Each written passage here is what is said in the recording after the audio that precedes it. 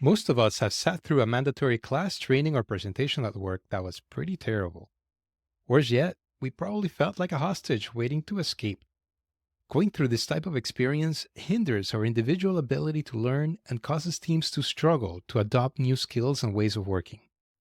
Fortunately, my guest and global learning leader for Amazon, Mark Boccia, is dedicated to designing learning experiences that engage people and make learning stick.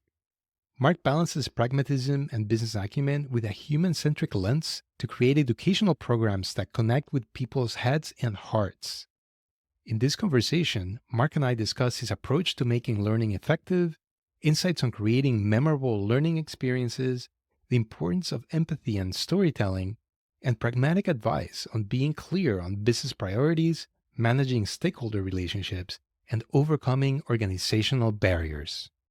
Let's dive in. Mark, welcome to Making Business Hard. Thank you so much for being on today. Thanks for inviting me. Nice to be here. Yeah, well, I've been looking forward to this conversation for a while, and we're going to talk about all the wonderful things that you do as a global learning and development leader and educator. But given the topic, I want to just revisit your primary, secondary school years. Just jog your memory. Did you have a teacher who made a big difference in your life or who was very special and dear to you? Most memorable is probably in my Hmm. undergraduate program when I Hmm. was at Penn State, and I was in the hotel school program, and there were two instructors, in fact, that were extremely pragmatic in nature. They came out of industry. They achieved their academic credentials, and they were, an instructor at the university. But I remember vividly the lessons learned they shared were like I was fired from a job. This is what happened. This is what I learned, and it can happen to you. And the same thing for the other instructor that came out of the restaurant industry and really had a, let's say, a harder life, but he really showcased a lot of like the truths and like the reality of the hotel and restaurant industry. So it wasn't kind of hidden in textbooks and theory, and and I resonated with both of them. And I thought to myself, that's the type of leader I warm up to and the leader I want to be, like someone who's been there, done it, but could speak the truth and reality of what it's like and not kind of hide behind some of the overly theoretical ways and so forth. So I mean those two people stand out for me. Yeah. Was there something else that made them memorable to you? Was there, because I'm hearing so lived experience, I'm hearing stories, storytelling. Hmm. Was there something in the way they told stories that made them memorable to you, or was it just it just made an It, impression just to hear that they went through something? the stories weren't, I mean, they were colorful. They Hmm. weren't necessarily overly sanitized, and sure they were PC enough for a university environment, but they also were, like I said, not they weren't overly sanitized. So we got to understand more of the nitty gritty of life in restaurants and hotels and some of the stressors and things that will surface. And sure enough, they did months later when I started out working. Hmm. So, I mean, that's what I try to embody in my own practice is to, when I'm writing case studies or I'm writing examples or using examples in the classroom, not to make it overly fluffy and fake and sanitized, but actually, sometimes be a little provocative with that because that's what people remember. Mm. Yeah. Well, we'll get more into memory in a little bit. But Yeah. so let's fast forward to the present, and so let's hear about where do you work and what do you get paid to do? And what do I get paid to do? So I'm approaching the 5 years here with Amazon, and Amazon's such a large organization. The best way to explain it is the classic Amazon side of the business where all of us are buying things online and the box arrives at your doorstep. So I call that classic Amazon.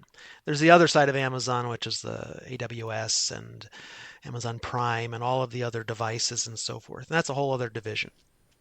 So I support the more classic Amazon, which is uh, all of the associates and leaders worldwide that get that product in a box and to the doorstep, that's my customer. That's my audience. Now that's over 1,200,000 in change. That's the Mm-hmm. audience.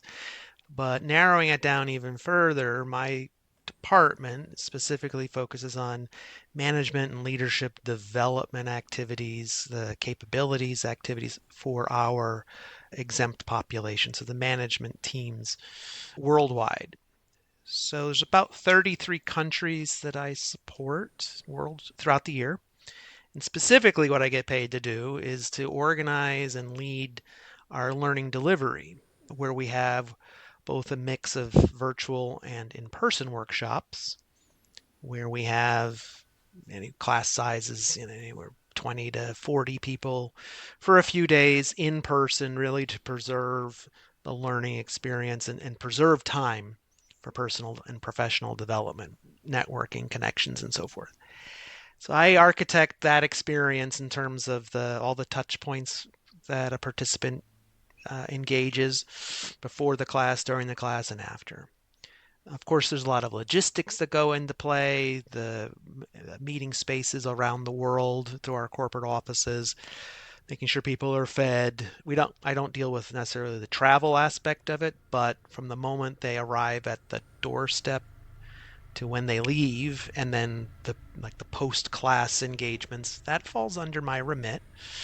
And in addition to that, I have a small subset of the team that does multimedia development, video development, photography, and so forth, Mm-hmm. really to bring to life Mm-hmm. the some of the designs of the course. And I partner with our instructional design team who writes the core content, and then I help with some of the graphic embellishments and so forth, videos, leadership testimonials, promotional videos, and so forth, because it's part marketing of the course, and we use that to tell the story of how the classes are going to our leadership team, to our executives as routine updates, but also as marketing to get future registrations and so forth going.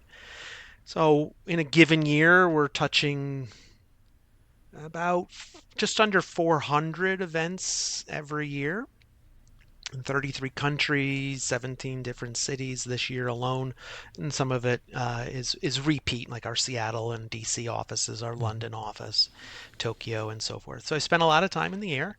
I do travel about 75% of the time, which by choice. I mean, I've always Mm-hmm. been in a role where there's global travel, and I quite enjoy the FaceTime and the travel. It adds variety, and the year goes by really quick with that type of lifestyle. It's not for everybody, but Mm-hmm. I've kind of grown up in my career doing that type of work, and I enjoy it a lot. So that's what I've done with Amazon the past just about 5 years, coming up this spring. And then prior to that, I was in the hospitality industry. So starting out with the restaurant hotel story. So for the better part of 23 years, 24 years and change, I was in hospitality, so hotels and cruise lines, and worked my way through the local hotels and leadership teams and operations side, sales and marketing side. Kind of progressed in a very traditional sense through the career lattice, and then moved to a corporate role. Corporate role became a global role, and really was able to start to see an international Mm-hmm. perspective early on in my career. Yeah. So that was kind of cool, being Yeah. able to be a part of uh, corporate environment, yes, but also build on my lived experience, like working at hotels, working in Mm-hmm. restaurants, bringing that to life, but then adding that twist of, hey, now you're going to do it in Cairo and Indonesia and France and Germany and Yep. Brazil, and it's really shaped how I looked at the world then and continue to. Yep. Absolutely. So yeah, and then translated that hotel experience to the cruise industry. Did some Yep. very similar work in the cruise industry too. Yeah. Well, we'll revisit that in a little while. And just to acknowledge, so we were able to work together while you were at Yeah. Royal Caribbean and got to witness some of that Hmm. global minded flexibility and adaptation in different Yes. environments right across the world. Mm. And something I quickly discovered when we started working with you in Royal Caribbean was that you have a collection of really great singers. And one of my favorite ones to this day is slide whipping. Can you just define for the listener what is a slide whipping? Ah, okay. My some of my one-off comments. Yeah, slide whipping is when you're just slinging PowerPoint slides one after the other to the participant, and it's like we're beating them to death with just a PowerPoint and not taking consideration like the time it takes people to comprehend, process, have a conversation with each other. And we have a tendency just to load up so much information that you're just constantly peppering them with content that they're not going to remember. Certainly, they're not retaining it then in the moment. Hmm. And we sometimes over engineer our slides, over engineer like the thought that goes in, thinking that everyone's going to hang on every word and graphic that's up there. Yes, things matter when they see it visually, and we Hmm. need to be purposeful. But you got to also take stock when it's like, my God, we haven't come up for air and it's been 30 slides or 40 slides later, and then let's take a break. Yeah. That's what I refer to as slide whipping. Yeah. And I really, so I'm hearing a distinction there that there's space to learn how to use the slides. Because if you jump on a social network like LinkedIn, Sure. there's a lot of malignment of PowerPoint, and I generally insist that it's not the tool, it's the tool wielder that's Mm-hmm. responsible for how the tool affects others. Mm, So I really appreciate your already introducing this thought of like being discerning about how slides are put together in what quantity and what goes into them. I'm sure that almost everybody listening to this is going to have had that type of experience. I've had that experience. I've also probably given a slide whipping or two in my day. I'm embarrassed to say, but I have learned better. I'm trying I'm trying to get a lot better, Mark. But um, so everybody has gone through like some kind of terrible education experience. And something I really appreciated about our work together, and why I asked you to be making business art, is because you're very thoughtful in very particular ways about how to deliver learning and to make it stick, which we're going to unpack here in a little bit. Start unpacking that. But in the instance where educators just deliver a really terrible type of experience, and that may be in high school, that may be even in university. I mean, it's all over the place. It's in corporate learning in organizations. So, what are educators who are delivering that type of experience missing? And is there a better way? There's a few things that come to mind. Not everybody likes school, education, and learning. And unfortunately, all of us have had some experiences that come to mind that's like, what's your worst teacher? What's your worst learning experience? And a lot of that we kind of, you know, try to forget. But again, we all have scars from that teacher that embarrassed you or Mm-hmm. singled you out and made you feel bad. I remember, I don't, I hope this practice doesn't happen anymore, but I remember vividly in high school, the teacher would announce your grade for the test or the paper as, he or she slammed it on your table. And you remember the embarrassment if you didn't score as well. Mm-hmm. And then, of course, peer pressure, everyone would know how everyone scored. And unfortunately, as any other student, and, at that age, you start labeling people and all sorts of bad behavior comes of that, especially if people are, perhaps not grasping the concept. Mm-hmm.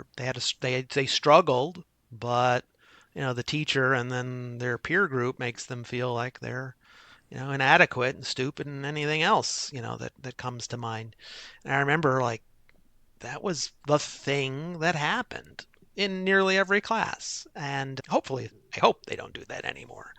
But those scars stick with us.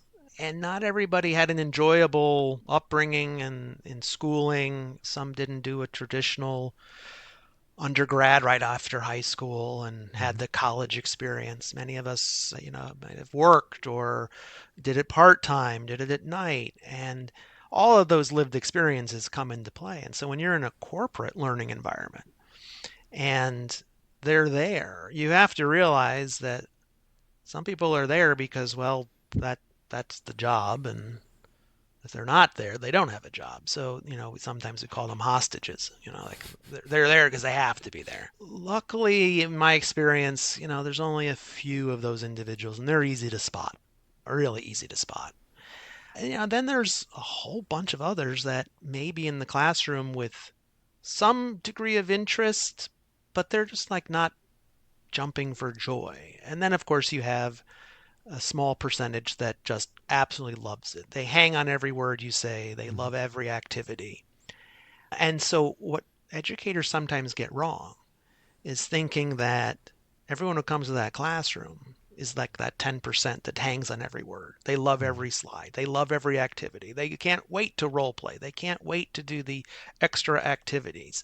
They're there early, on time. They come back. You got to realize that not everyone is like that. Now, in the grand scheme of things, the class balances out, and a good facilitator and good uh, instructor can balance the enthusiasm from that individual that just absolutely loves everything, and then the individual that's like not having the best day, and there's this they're kind of processing. And that's what I've learned to recognize too, is that sometimes educators need to recognize that people process things differently and at different speeds.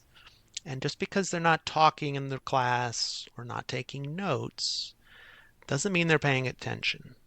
In fact, sometimes I've been surprised, and I remember vividly a long time ago, right around the time when iPhones were coming out, Mhm. we had a workshop, and there were lots of flip charts and handwritten notes. And I would say the majority of people were taking notes, handwritten notes at the time.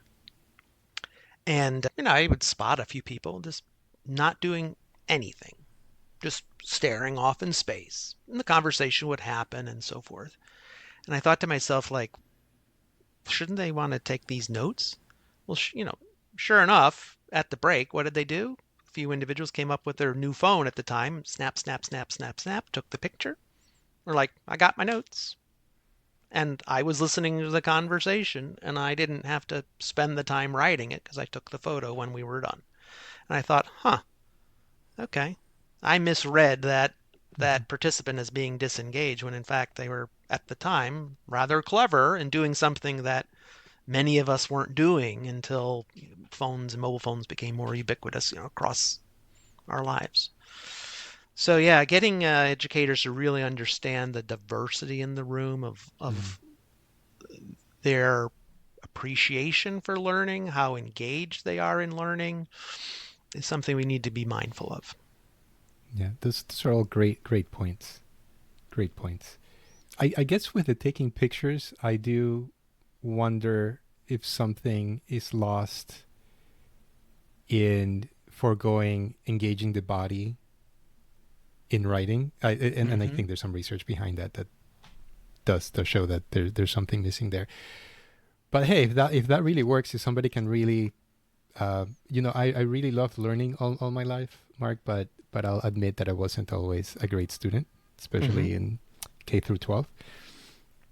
But I was enough. I had enough of a inclination for listening that I could go to a lecture, hear it, and kind of get by and take a test and get a B minus or something, and didn't need to do some other things, which I should have done. But I'm just saying. So some people, Sure. yeah, some people are just wired in a different way.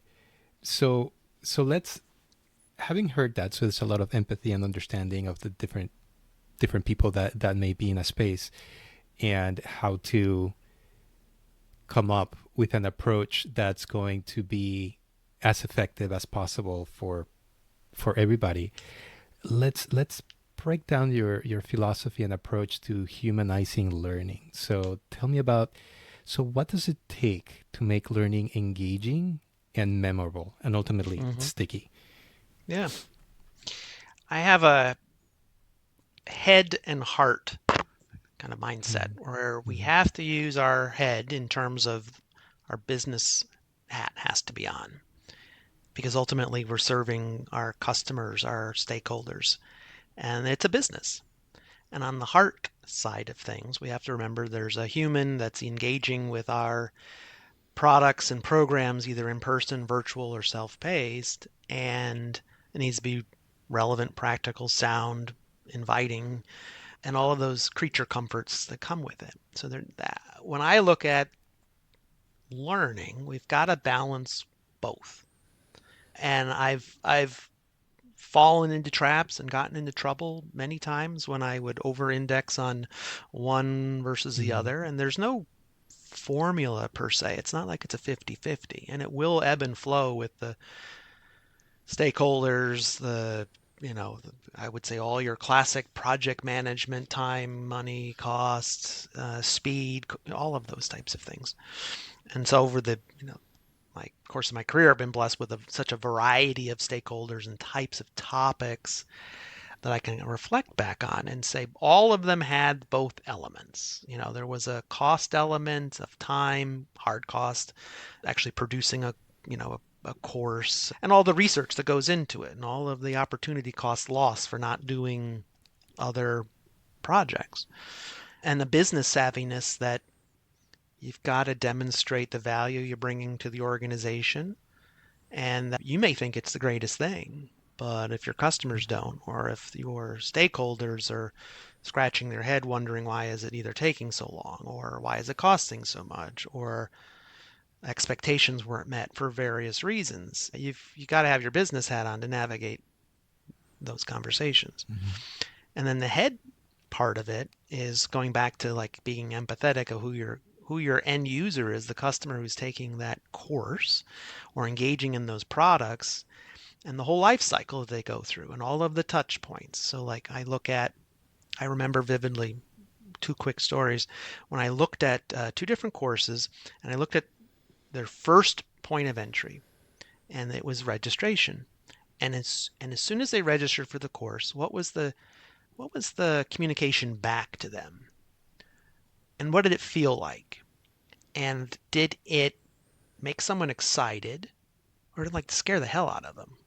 And in one instance, there was an email that was an automated email that came out of the learning management system, and it had pretty much, it was a classic example of what not to do in corporate communication. Mhm. Let's bold, italicize, use red font and large print to tell people that they are registered for this class, and if they cancel, their leader's going to be notified, and there's cost implications. And it was just hitting them over their head with a stick to tell them about all the possible infractions after now registering, and the expectations are this. As soon as I saw that, I put that to a quick end, and we had the team who owned it rewrite it to be more positive, like, we still look Mhm. forward to having you. You're going to learn a lot. We can't wait. There are some expectations we want to ensure you're aware of. And if now's not the time for this class, let us know. No problem. We'll see you next time. Really to soften the message to still get the expectations out, but it didn't come glaring at you as, My gosh, it just reminds me. negatively. I recently got a notice for like jury duty. It feels like that. It's like you're gonna go to Yeah, jail if you exactly. don't show Yeah, up. yeah, exactly. It doesn't. There's so much of life that's really about desire and expectation. And looking forward to something, Hmm. and missing out on that is just such a loss. Like not designing for that is such a loss, because if we are going to a concert, or like there's some big sports game, or a trip, or whatever it is that somebody might want to do, the looking forward to it is like so much juice out of that experience comes from Yeah. that. Right? Because then you go to dinner, if you're looking forward to going to like a restaurant, you have the dinner's over, okay, oh, okay, it's done. But then Hmm. you had 1 or 2 months or whatever runway you had to, like, oh, we're gonna go there, and what am I Yeah. gonna wear, and what are we gonna do, and what are we doing after, and what are we doing before. And a lot of the enjoyment of life just comes from that. So Yeah. that's just very, very wise. The other thing too, another example is also like in looking forward to Hmm. going to a program, but everything it communicates, the tone of voice in your email or automated response, the branding, the colors, the photos that are shared, Hmm. but even choice of words really matters. And I looked at another program that was like, here's your battle plan and your survival kit for the upcoming week.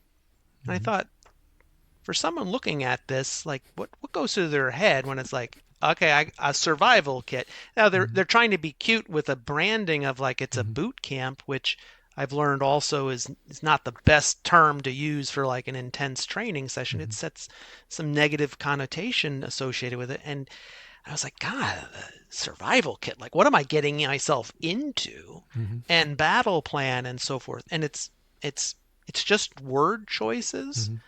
that send potentially unintended consequences to the reader. They just need to be mindful, especially in a Hmm. global audience where American or English phrases and Mm, true. colloquialisms and so forth aren't understood and can be Hmm. wildly, interpreted, not what you intended it to. Yes. So that I've learned along the years to What's be some alternative mindful. vocabulary you might use for like boot camp or survival kit or these type of things? Just two, three words that bubble up in your memory.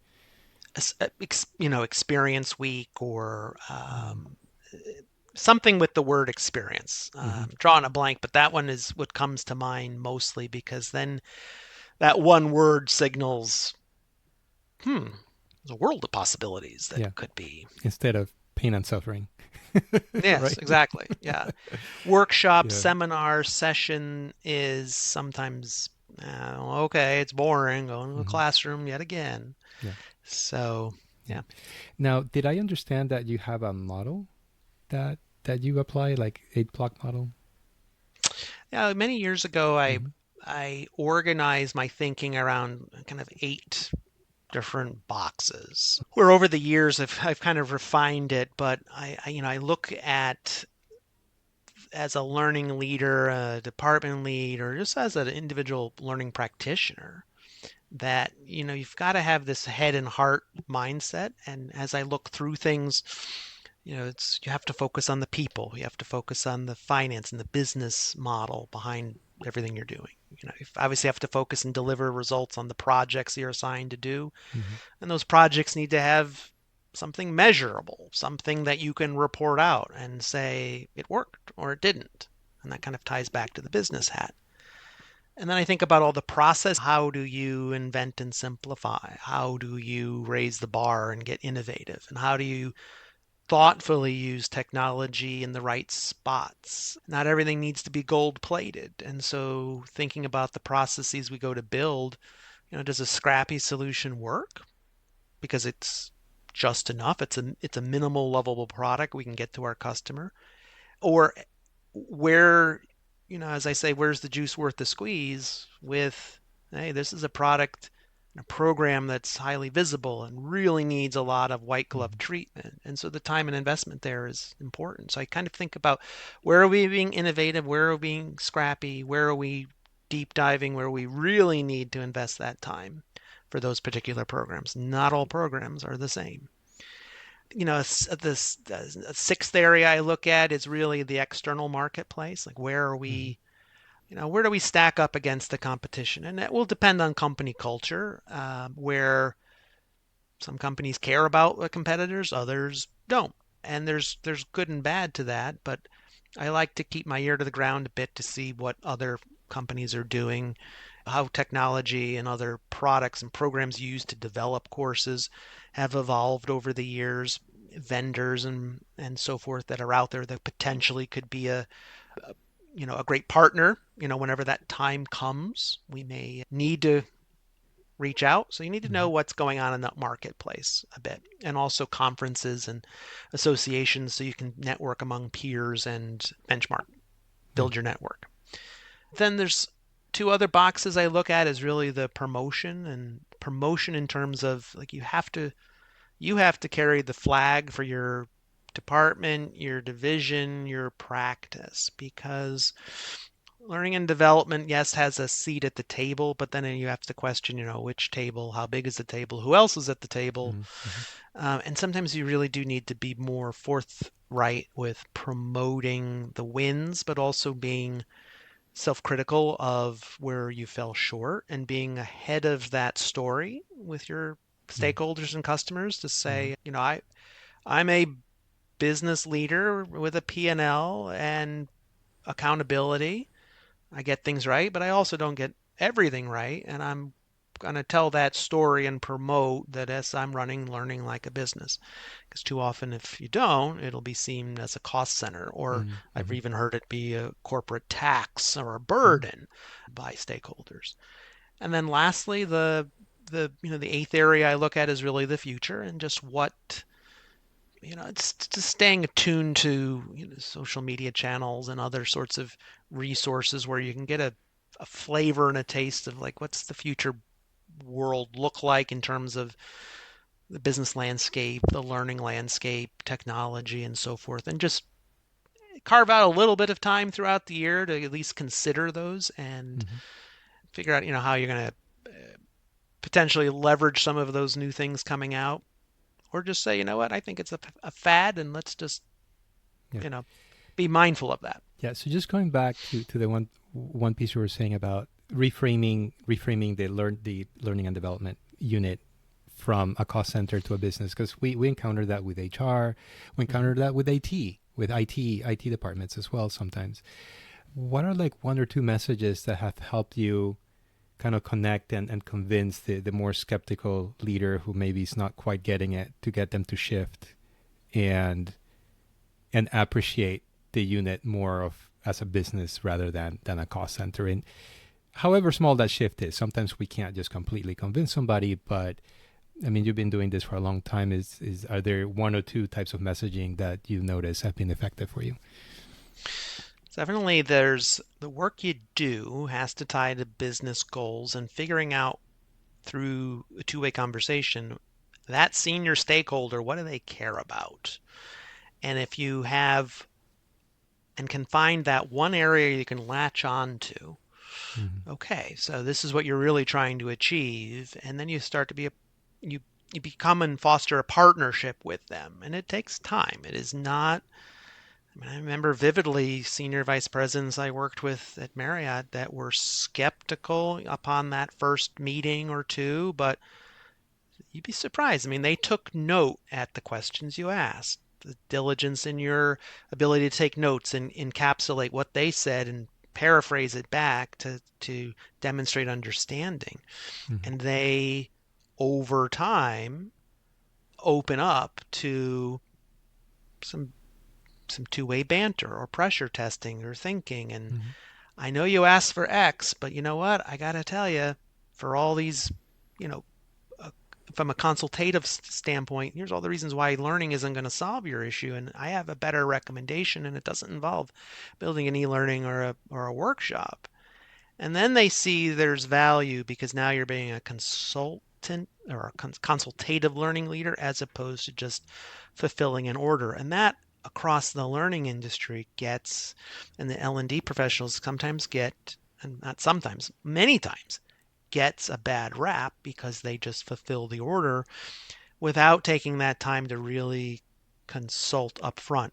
And the consulting up front isn't about an exhaustive analysis and effort to like break apart every possible seam. It's really to demonstrate I've heard what you're asking for. I see that there's an opportunity to partner with you. I have something novel or something that's going to address that need here and now, and here's the approach I'm going to take. And you get that buy-in. Sometimes it's just the smallest project. And if you can sometimes under promise, over deliver, surprise and delight along the way, Mm-hmm. that door opens up wider. And then you start building that portfolio of wins with that leader. And leaders talk. And I've Yeah. seen that, I've witnessed that. And then all of a sudden you have referrals, and then it becomes, your classic, it's a snowball effect in the Mm-hmm. organization. Um, and then from a business lens, there's trade-offs. And with the larger organization, actually, really any size organization, you're not going to make everyone happy. Yeah. There's going to be someone that you're going to have to say no to because of time, money, prioritization. And so you have to be okay with that and have some backbone, but always provide a recommendation and solution for them to move that idea or initiative forward, even if you're not along for that journey, but at least you're being consultative in that manner. Yeah. So, I mean, arguably, learning is about transformation in some respect. I'm sure there's many different ways Mm-hmm. to look at learning, but so there's a pre and then there's a post, right? I didn't know something, now I know something. So it might be a skill or a concept. So when it's a skill, I did not know how to type. I took a course. Now I know how to type. I did take a course on a typewriter back in the day. Mm-hmm. I don't know if you did. Maybe Mm-hmm. you I did. did. Mm-hmm. Way back on a mechanical typewriter at that. So there's that, but then I also hear you say that you do, that you're honed in on leadership development. So that's the pre and post is a little not as straightforward to measure. I That would be my guess.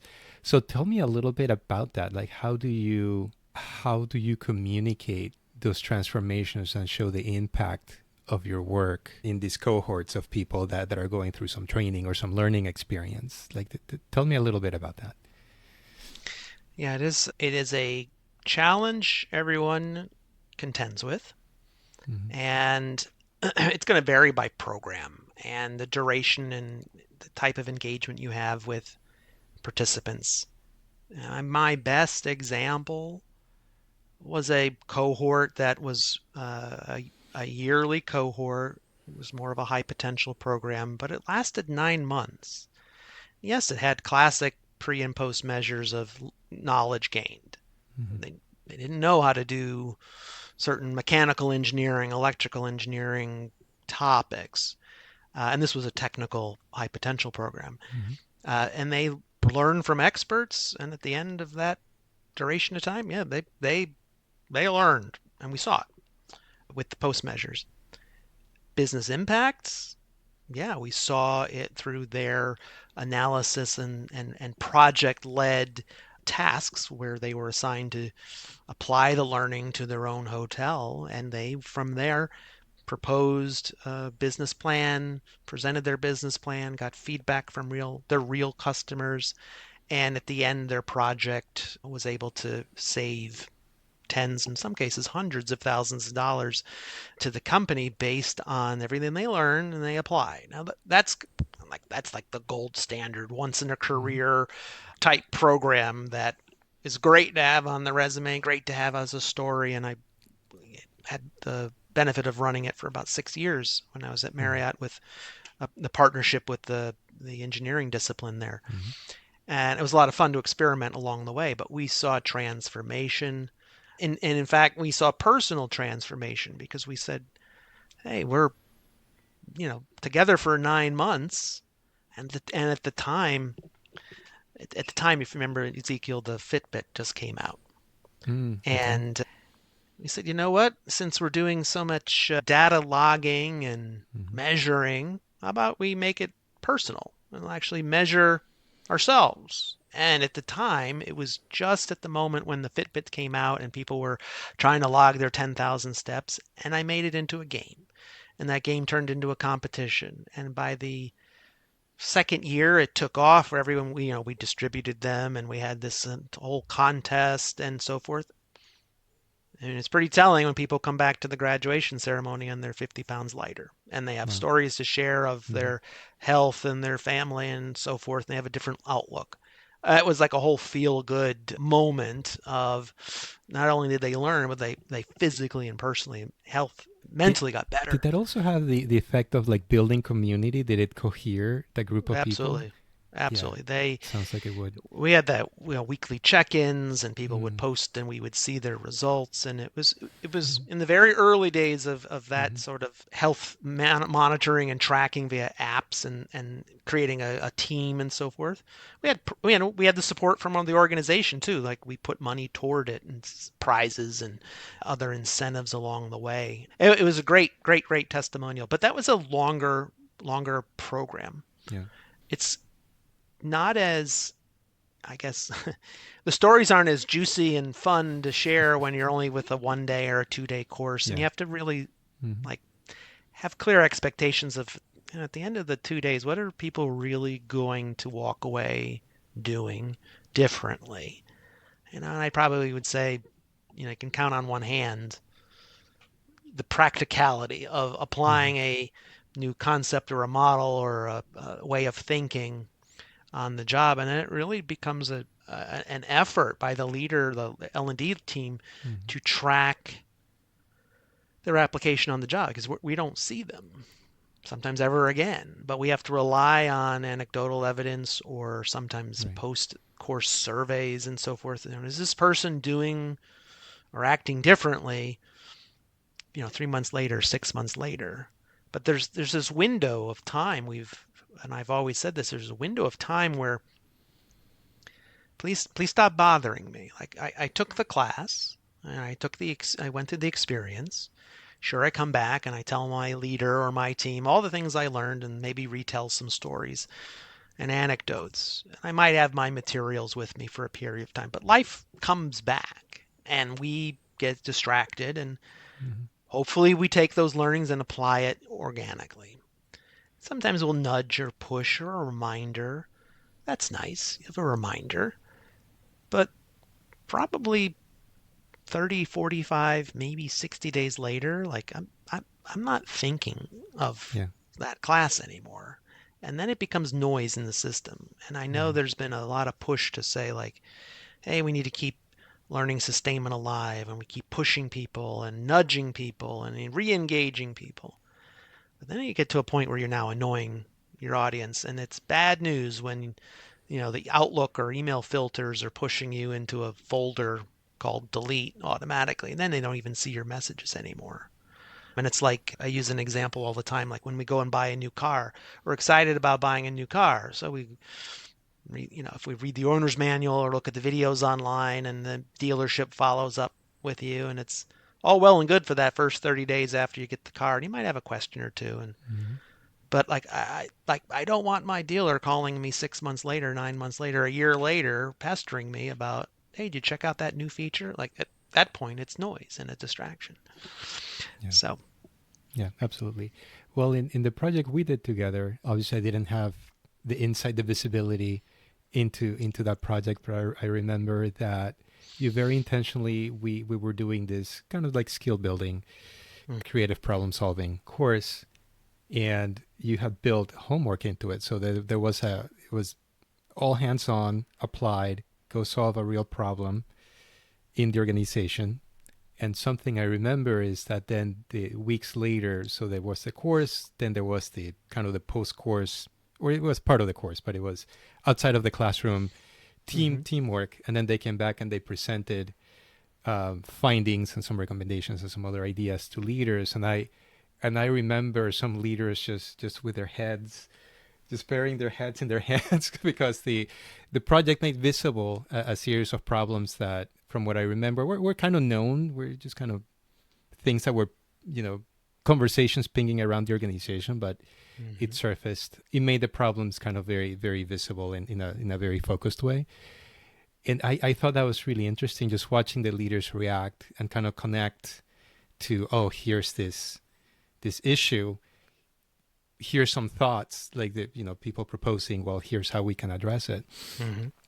So maybe that's just to speak that comes, or that's something that's outside of perhaps just formal measurement, but you're making something visible in a way. That have you found, how effective have you found that approach, or what's the impact of that approach of running a course in that way? Yeah, I know we're referring to the journey maps and exercises and Interviews and yeah. yeah, getting the qualitative and Hmm. also the observations. And the example you're remembering was around new hire onboarding, if I recall. Yeah. And the onboarding experience at the time was atrocious. And depending on how many touch points or lack thereof, touch points, the individuals that were interviewed were not pleasant in terms of what they Mm-hmm. had to say. T issues, office issues, teammate issues, et cetera, et cetera, et cetera. It was, I call it a train wreck. And I think all of us have been there where you Hmm. stumble on a project that is just an absolute train wreck. And then it becomes blatantly obvious that there are pain points when it's Hmm. depicted on a wall and it's up there and, using journey maps to, Hmm. visually depict from the moment of hire to the moment of day one What does that look like? And then day 1 to day 30, what does that look like? And I've used that a number of times Mm-hmm. in since that experience, but I've also used that and applied it to many other Mm. projects. Just like I earlier was mentioning about what are all the touch points from a class that maybe it's a legacy class that's been running for years, but taking the time to write out the journey between the moment of registration or the moment of interest to the point of day 1 in the classroom. Let's just use that example. What's the journey look like, and where are the pain points? And the pain might not be bad. Maybe it could be better in points, and then you find ways of tweaking and then making trade-offs of like, what do we want to focus on? What 3 areas are really the ones we want to nail and make a profound change in the experience? And what other ones can we maybe set aside because we don't have endless time and Yeah. resources around. Yeah. But was that effective at getting stakeholders on your side? Say leaders and saying like, oh, hey, this approach, this work, or it's interesting, or it's helpful, or we It should certainly, support this. I'll say that it illuminated problems, Mm-hmm. and that's has a shelf life in the conversation that's pretty short in terms Mm-hmm. of like you validated what I've always thought Mm-hmm. or what I've heard or have seen, and then the conversation quickly turns to now what are you going to do about it? Yeah. And what does that look like? Because if we were to think about, say, an hour-long meeting with the stakeholder, and you're sharing your findings, probably I'd say 10 minutes of it is findings, and the other balance is questions and what are you going to do about it? Because dwelling too long on the pain and suffering Mm-hmm. is just going to spiral, and it's like making things worse when we can be factual, clinical, but factual, and have the stories that will really be memorable in that conversation, but then got to pivot to now Yeah. we need to take action. Here's the plan going forward. Right. And it may or may not be a learning solution as well. Mm. Yeah. But in that instance, have you found that leadership then finds value in the approach? Because it's not on you as the learning and development person to then go execute on a solution, but it's more about showing like, hey, we can get a cohort of people to learn something and to being able to do something about it. But then that somebody has to fund that, right? And moving forward, Mm-hmm. it's not necessarily Mm-hmm. you, but Yeah, that's where it yeah. goes back to your business hat. Like you are Right. now more than just a learning professional who stays Mm-hmm. in that swim lane, but if you now can demonstrate, you can look out and across the business landscape and say, I'm not here to fix the IT issue, but based on our research and our interviews and our Right. observations, there's a big laptop issue, and I'm bringing that to your attention, Mm-hmm. and not to throw them under the bus, but like that's where someone should take a Mm-hmm. focus. That's not Yeah. L&D's focus, but Mm-hmm. Yeah.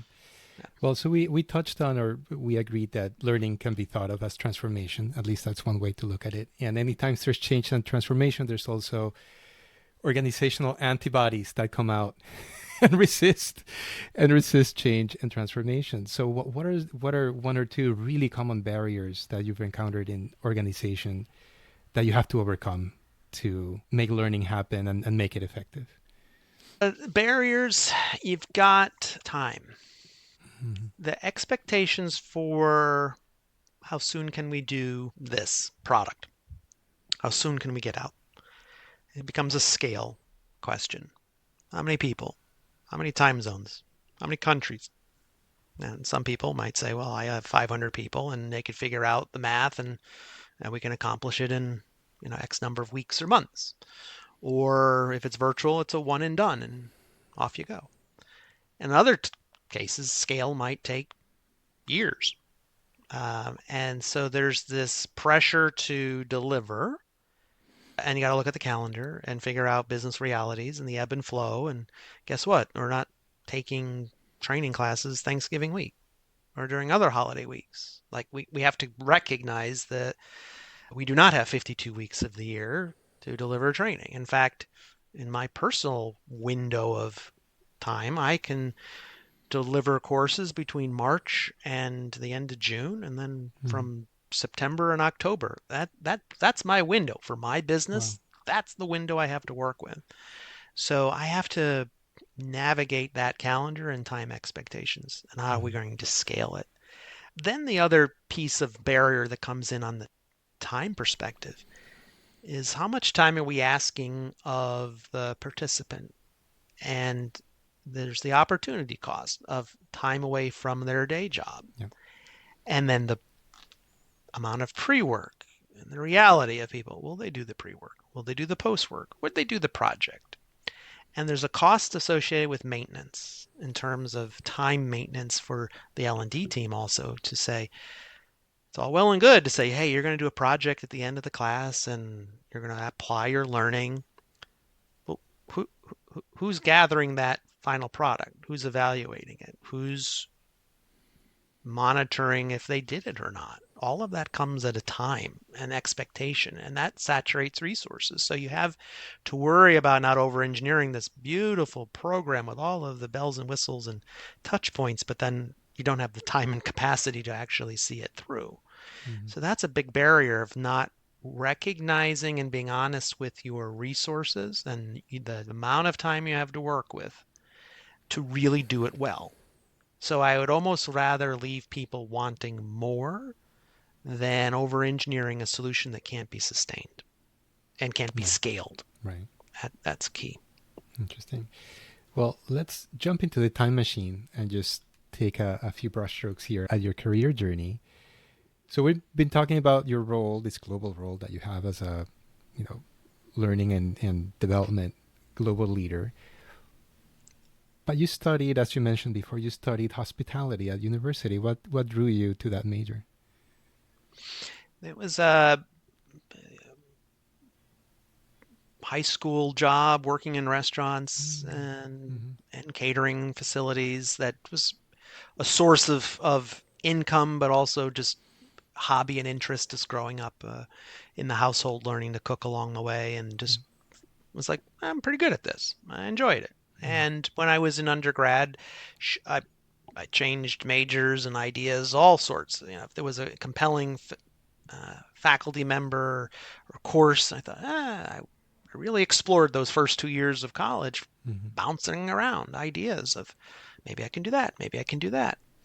And then probably it wasn't until the end of my sophomore year undergrad where it was go, soar with your strengths or any other analogy you want to use, but just like Mm-hmm. where are you really good at? And what's your passion area? And I kept coming back to that. And it was a business school program, but just had the slant of, it wasn't finance on Wall Street, but it was had finance classes, econ classes, it had math courses and so forth.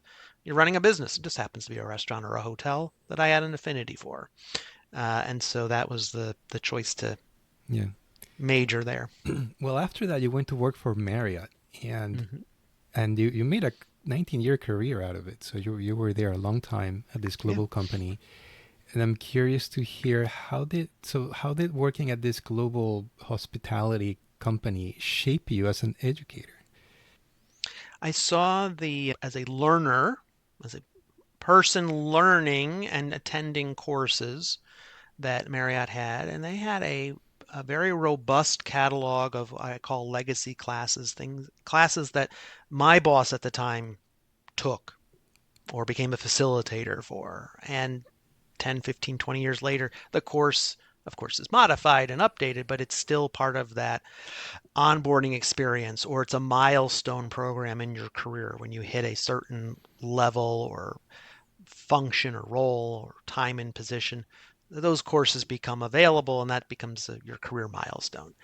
And many of those courses had elements that went beyond just the workshop itself. It had experience elements where the Marriott family members would be there and they would retell Mm-hmm. stories of their family history, and it was a collegial familial atmosphere, Mm-hmm. still a business, but it had a human element to it. Mm-hmm. And the stories that they would share would be part of the culture, and then you would retell those stories, and that truly drove the culture there, which I found to be very warm and open, and I took a lot of those learnings and apply to the work I do at Royal and what I did at Royal and also what I do at Mhm. Amazon, recognizing that not everything can be um, transposed one for one. You do have to consider culture, and every organization is going to be different. But that really stood out that there were more elements beyond just a class experience. Also, didn't hurt that Marriott had plenty of resorts and all fun places around the world, and that I got to see and experience. But Mhm. even things like carving out time to enjoy the resort, like Mhm. go use the spa, go play a round of golf. Now, this was going back a while, years ago, but coming back to that time element nowadays, I think a lot of that has been perhaps trimmed back. People are Mhm. more Mhm. cost conscious and Yeah. conscious with their time, how we're using it. So Mm. anyway, those elements really stood out to me. Did that aspect of the experience of having to go experience the resorts or what have you, it kind of puts you in the role of a customer. Did that Hmm. also start to shape your view about, oh, this is how the customer encounters these elements of the business? Yeah, very much so. And that was also, it's a great point you raised. Mm-hmm. It was part of the experience. And I will share with you now, presently at Amazon, I keep that mindset in particular with one course that we have that is, I'll call it our gateway course. It's our very first course. The majority of participants are probably on their first business trip. It's probably their very first time at a corporate office. Mm-hmm. And there are certain cities, obviously Seattle, where the headquarters is located, it always sells out. It sells out as soon as the registration goes live. And we are very purposeful with carving out time for the group photo, but also we encourage them to network and go explore the campus because there are some interesting elements on the Amazon campus. We want to make sure that people experience it because it's part of the culture. And you can't underestimate the power of looking at a course through the eyes of someone who's it's their first time traveling for business, the excitement that they have, or trepidation, and the uh, experiences that they have are going to stick with them for a very long time. I remember my first trip when I was in Seattle, or I remember my first trip when I went to fill in the blank city and location. You remember a lot of those elements. Now, the courses thereafter, perhaps not as much, kind of fades in the background, but you kind of remember that first experience. And so, very conscious of being overly prescriptive with Mm-hmm. instructions and reminders and the feel good touch points along the way to make sure that they have a successful day one when they start with us. Yeah. Well, I mean, precisely the really remarkable, hospitality experiences. Those are created on purpose by teams that are really putting special attention to the details and designing for those moments that matter. And I noticed that you would do that at Royal. I remember, in fact, one time where you were building in a moment during a time in the course, and for us, facility. I mean, as you know, like every minute is like gold dust, right? When you're facilitating. Hmm. And I remember saying something like, "Is that really necessary?" or something to that effect, and you were like, "Yeah." And then I recognized what you were doing, and I said like, "Oh, you're making this a moment of emotion that's going to imprint the learning on the learners." And you looked at me and you were like, "Yep, that's exactly what I'm doing." And I was like, "Carry on, carry Hmm. on, no pushback from me." What's been the arc in like the Twitter sized summary of the arc of your thinking about moments that matter? Because that's also a phrase that I've heard you bring up, and that you're Hmm. thinking about, just like Hmm. you were just telling a story about that. Hmm.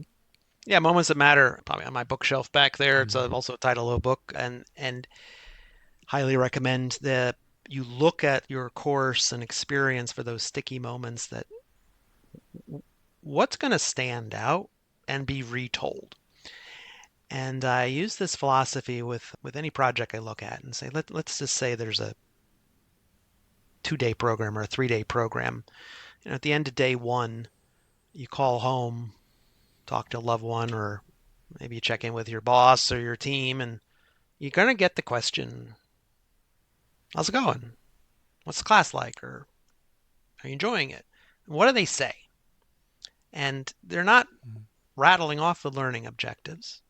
They're not talking about the workbook and the Mm-hmm. class activity. They're talking about the stories, a surprise, something that took them off guard, or something that sparked their curiosity, or something that lit a fire. Like, ooh, great idea, or I made a connection with somebody that I need to talk to that person because they've got to solve for something we've been trying to solve, and I need to get more from them. I made a connection. Those elements, a couple of those are gold. So those moments are, you could manufacture some moments as a learning designer, and you have to be realistic. Like, okay, I'm going to manufacture a icebreaker activity to get people to mix and mingle. Yeah, that's an engagement, but it's probably not a moment that matters. And no one's going to call home and say, I was the first that got the introductory bingo Mm-hmm. answers because I met the right people, or, I was the first in line. That's not a moment that matters. That's an engagement icebreaker. Among all of those types of things we do, we have to be like, okay, where is the moment in this morning? And I kind of look for at least one big profound moment in the morning and two moments in the afternoon, just because of people's attention span and being a little tired in the afternoon post lunch. You really have to look at what are people going to tell when they go home and Mm. remember, because we Yeah. retell those stories. Yeah. And it might have to be, as a facilitator, where you actually put in your own compelling story or example that is uh, perhaps profound, and maybe somewhat creative, and somewhat like, wow, wow, that happened to you. And that planting of that story by being self-disclosing yourself opens a door for others in the room to tell something as well, and that's Mm-hmm. what sticks. Yeah. Well, I think your big boss, Jeff Bezos, is credited on the internet for, as whatever merits of truth to be found in the internet are to be had.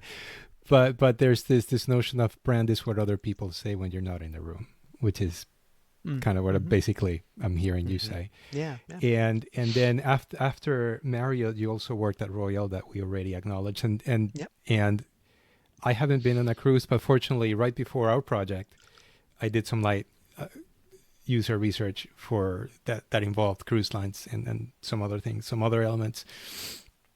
And what I learned is that experience is really dialed in, and people really remember that cruise for years, and they Mm-hmm. can relate stories with a level of detail that's amazing. So I'm just curious to do a second pass. Like, did you learn anything else about branding and Mm. techniques from branding, techniques from marketing, and techniques from hospitality for experience design that you've incorporated into your practice as an educator and that have paid off?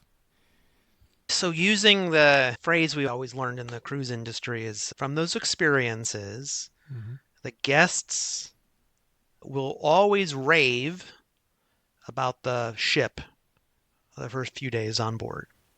Wow, look at all the restaurants, look at the casino, look at the pool, look at the size of the ship, and they walk, and it was like clockwork. And I've personally done, not only for work, but personally now I've been on 35 cruises in every part of the world, and so I've got to see the mega ships and the small ships and everything in between.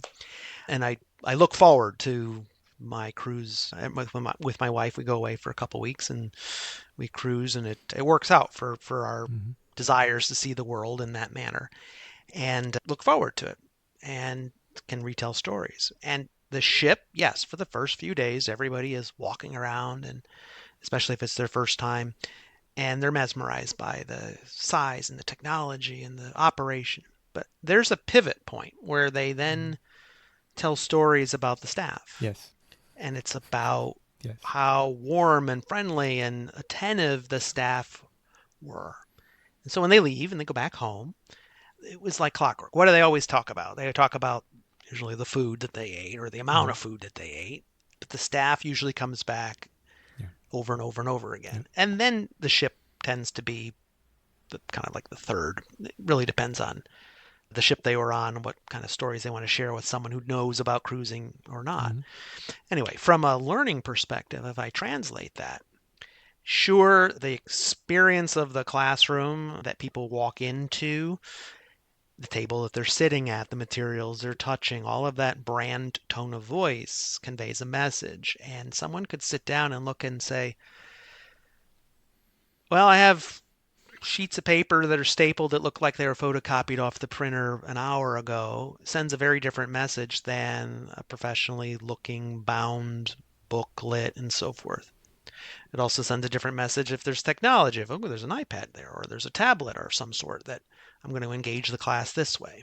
Visually, when I look at the front of the room, first two slides or three slides sends a wild message like, is this going to be a boring snooze slide whipping type of experience where you're reading a phone book of text and Mm-hmm. I can't even make this out? Or is it something compelling visually? All of those moments that matter signal to the learner in the very first hour how the rest of the day is going to shape out, how the rest of the week is going to shape out. So I have to be mindful that when you step on board that ship, when you step into that hotel lobby, there's a lot of science that goes into the sights and smells and atmosphere that sets the tone.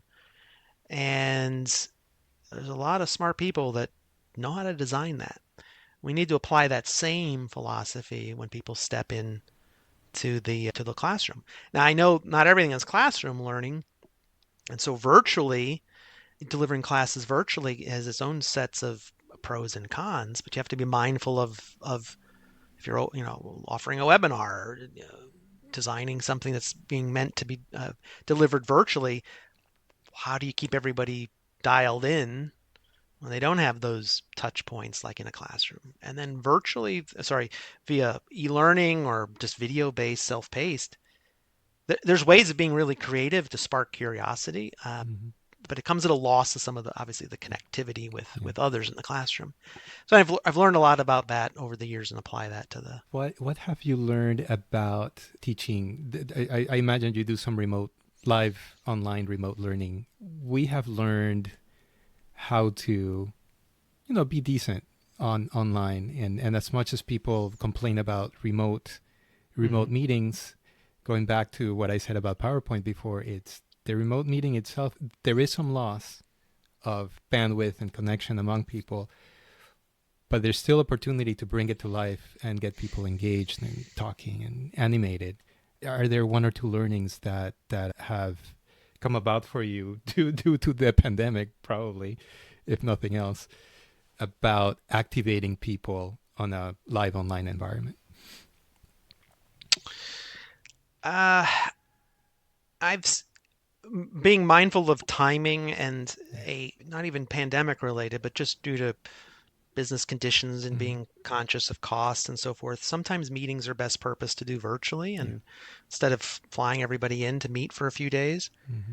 But you can't pack an 8 hour face-to-face agenda and Oh, just yeah. say we're going to do No. 8 hours online. No. You've got to dial it back to just what could be accomplished self-paced and what could be accomplished asynchronously, Mm-hmm. and then save the conversations. And what I find shorter, objective focused conversations like this is what we want to accomplish, and we're going to give ourselves just 15 minutes because if you don't time box it, Mm-hmm. it becomes just a Yeah. stream of consciousness for Yeah. everybody. And then people shut off because they don't get a chance to add to the Yeah. conversation and build upon the momentum of other people's ideas and so forth. Fortunately, you know what? I don't have any secret trick that I've seen that Mm-hmm. makes everybody yay engage. I mean, there's all the depending on the tool you use, the chats and Mm-hmm. post and share and raise hand. Those are all very commonplace. Mm-hmm. It really comes down to like what's the message, what's the timing, how are you engaging for people to have a two-way conversation and make space for that two-way conversation. Otherwise, if it's just a one-way, thanks for joining our Yeah. town hall meeting or our planning meeting. I'm going to talk to you for an hour and then let you ask a question. Just send me the transcript and I'll Right. read it in 10 Then minutes. we're getting back to slide whipping territory there. Yeah, exactly. If we do Right. that. It's just done virtually. Right. Mm-hmm. Yeah. Well, we're going to start to wind down our conversation here. And the last topic I'd like to discuss, before doing that landing the plane is that this project is named Making Business Art. What comes up for you when you hear that phrase? What meaning do you make of that? Making the tone of voice comes to mind. That's the Mm, first thing. mm, The tone of voice of the learning product. There is an art to what we do in L&D. There's also science behind it, mm, plenty of it, but there's an art form.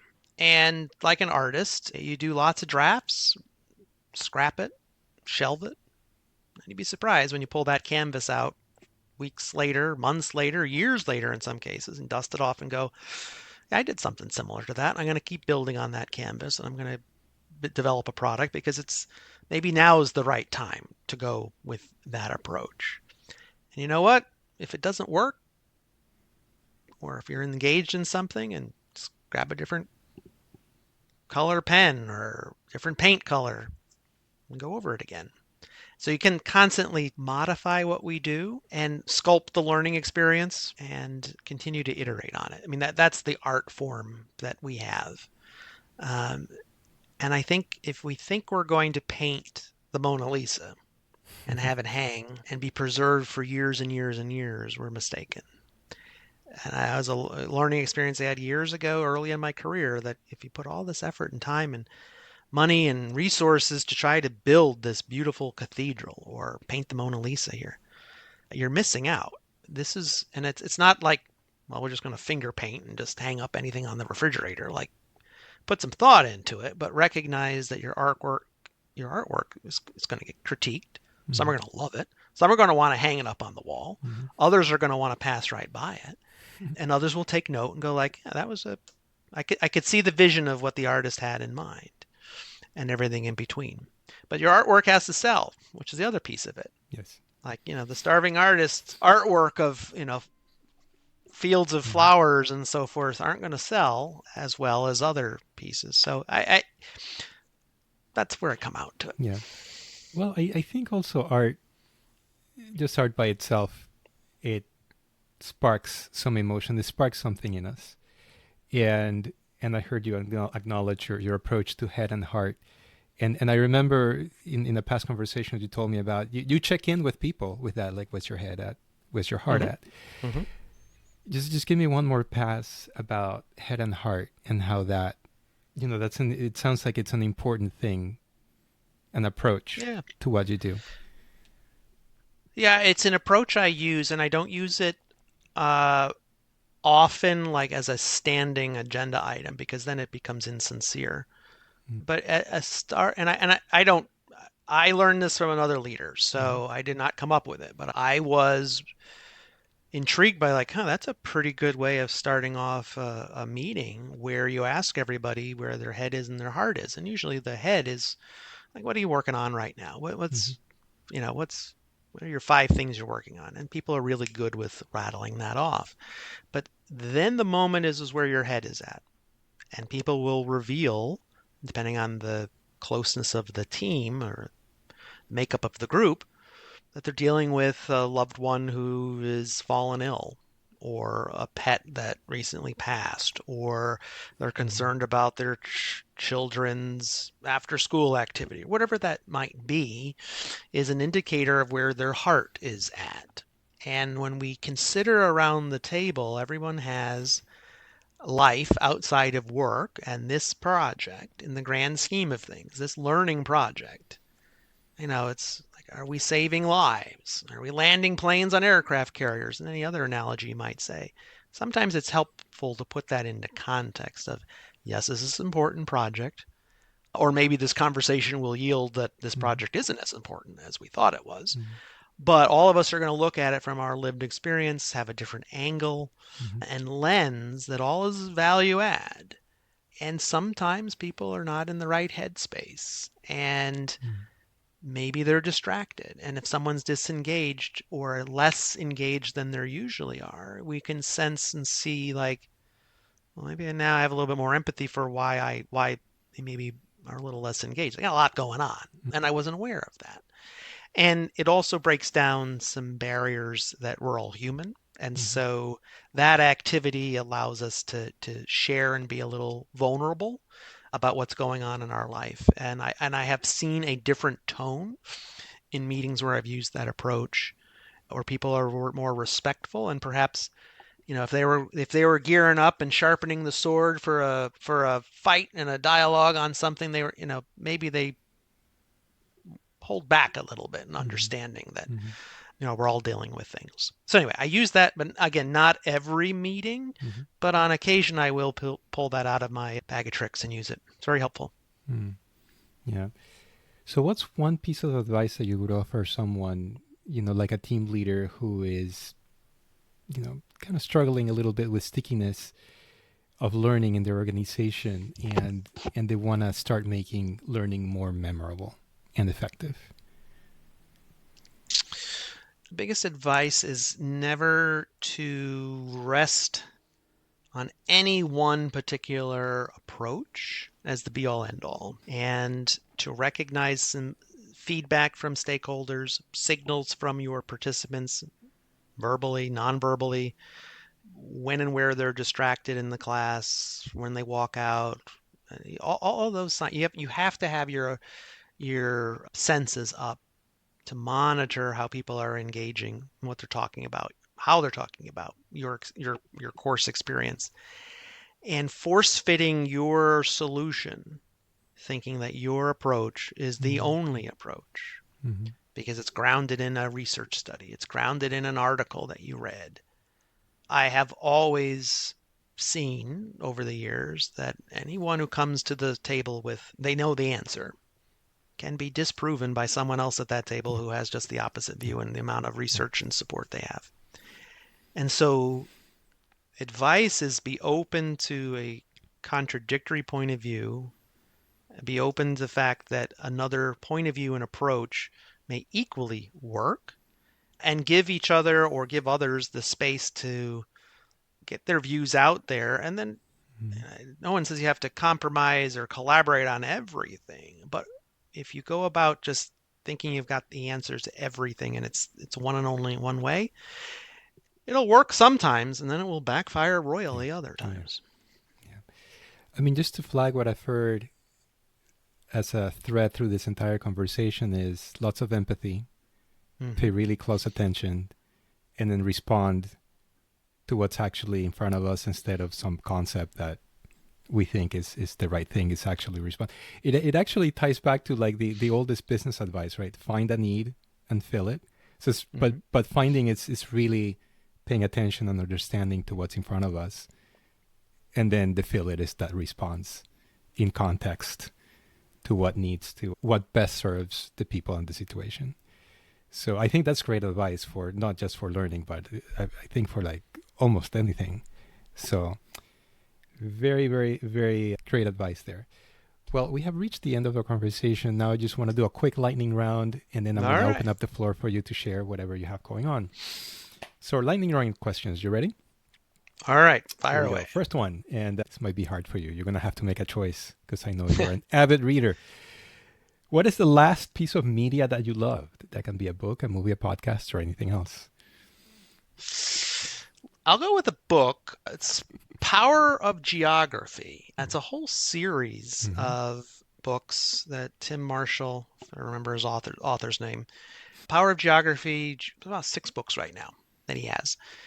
And it talks about the world and how countries formed, like they're, and because I travel so much and Mm-hmm. I've seen it, they have, he talks about not in-depth history, Mm-hmm. but social and economical and political and warfare, and like, why is a country shaped the way it is? And why is this country and this country always at war with each other? And Mm-hmm. but it's told in such a pragmatic way, and it is really helpful when you travel to Australia and you want to know not like the in-depth history, but just like insightful things to realize like Mm-hmm. why Australia is the way it is and how does that compare to other countries in that region. He writes in these books and talks about some really insightful, interesting things. They're fast reads, but I have found that to be right now Yes.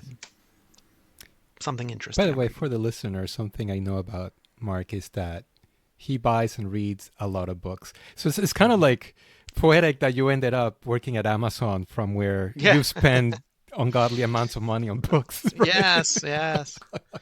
I've also learned to sell books back too. Oh, there you go. So yeah.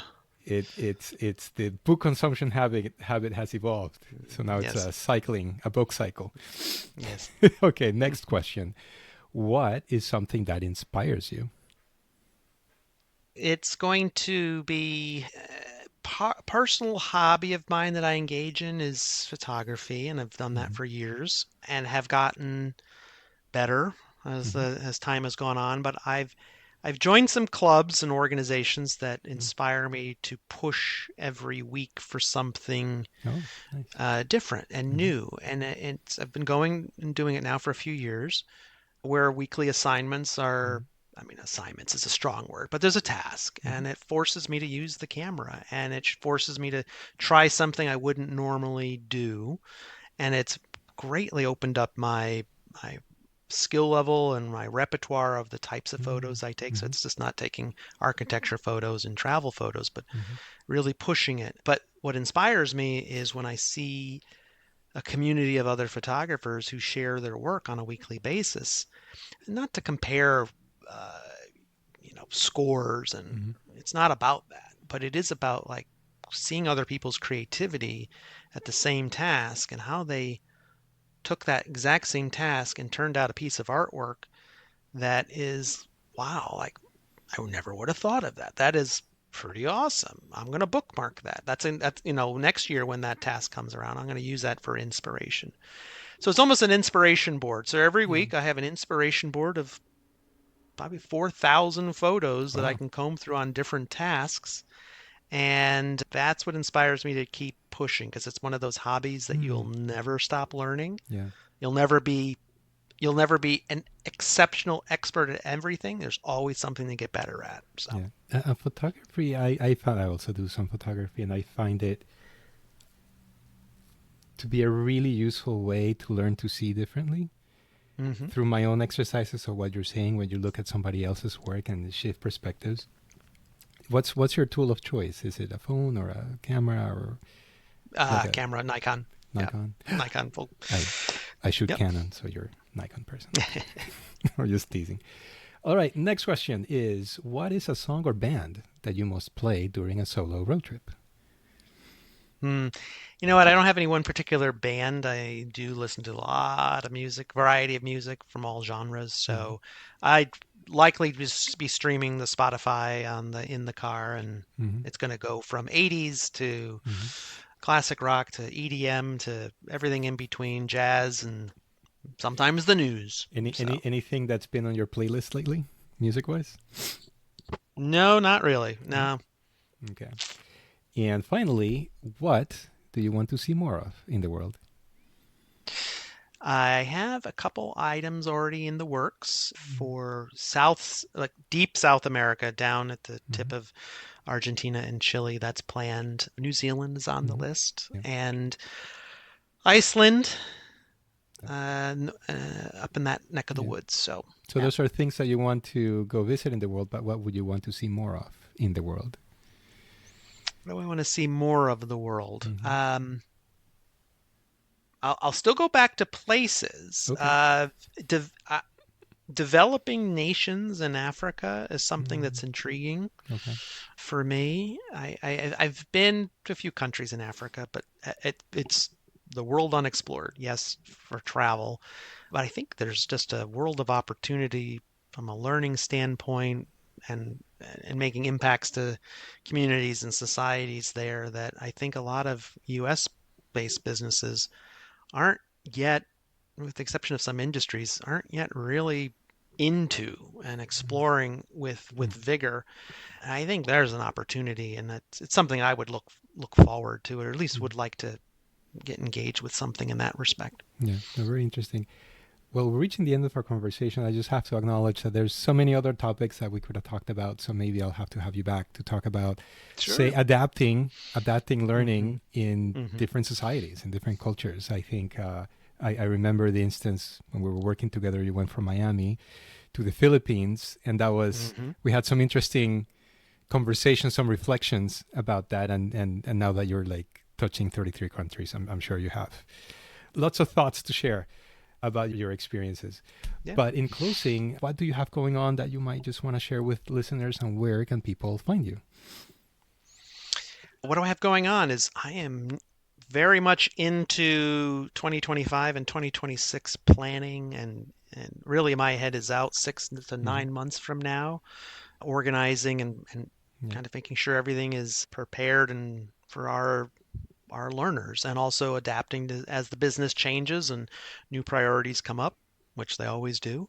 Being able to be nimble enough, have structure in place, but also be Hmm. nimble. So Yeah. that's what I'm Any doing any right blogs now. or It's anything that's public facing, or everything is internal facing in Yep. Amazon right Yeah, now? everything is internal. Okay.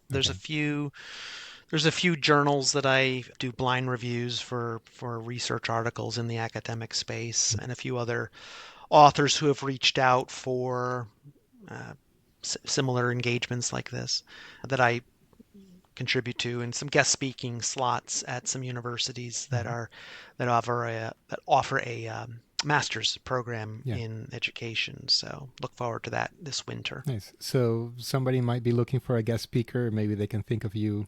Absolutely. They want to I'd talk love about to. moments that matter in learning or such things. Absolutely. Happy to. That's your Happy bag. to. Great. Yep. And then you're on LinkedIn, right? I am LinkedIn. Mark Hmm. Boccia? Okay. Yes. Great. Mark, thank you so much for sharing your time and insight, stories, and experiences today. I really appreciate it. This has been like just a conversation I was really looking forward to, and I just loved hearing what you had to say. So thanks so much. Thanks. Thanks for thinking of me. Thanks for having me. Pleasure. Take care.